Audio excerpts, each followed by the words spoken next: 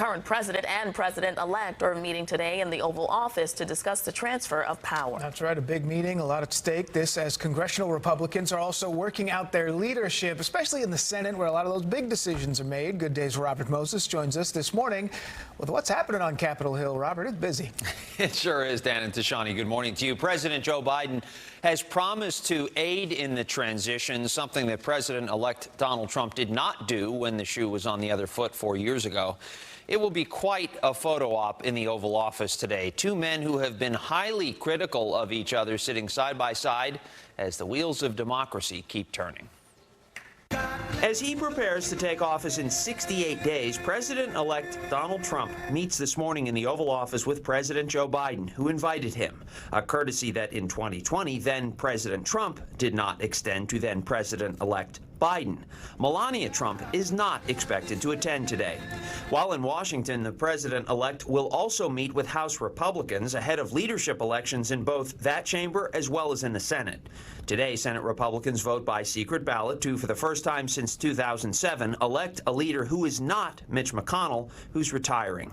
The candidates are Senate Minority Whip John Thune of South Dakota, former Senate Majority Whip John Cornyn of Texas, and Senator Rick Scott of Florida.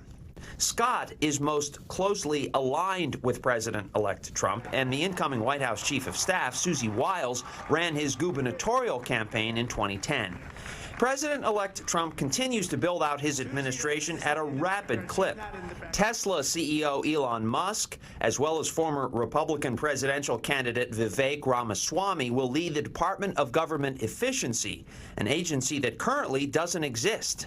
The president-elect calls their venture today's Manhattan Project and vows they'll eliminate government waste and inefficiency by the nation's 250th birthday in 2026. Former Texas Congressman John Ratcliffe, who served as Director of National Intelligence in the first Trump administration, has been nominated to be the Director of the Central Intelligence Agency. Fox News host Pete Hegseth, an Army veteran who served in Iraq and Afghanistan, has been tapped to lead the Defense Department.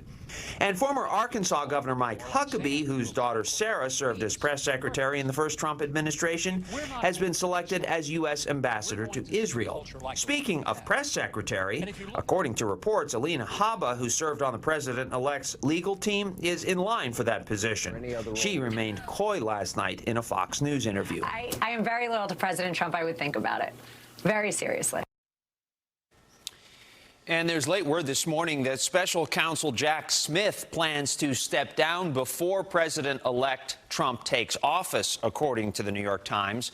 Smith, as you will recall, brought two of the cases against the former and future president, cases the Justice Department is now winding down in light of last week's election. President-elect Trump has promised to fire Smith within, quote, 2 seconds of his swearing in, but it appears as though Smith is going to try to get ahead of that.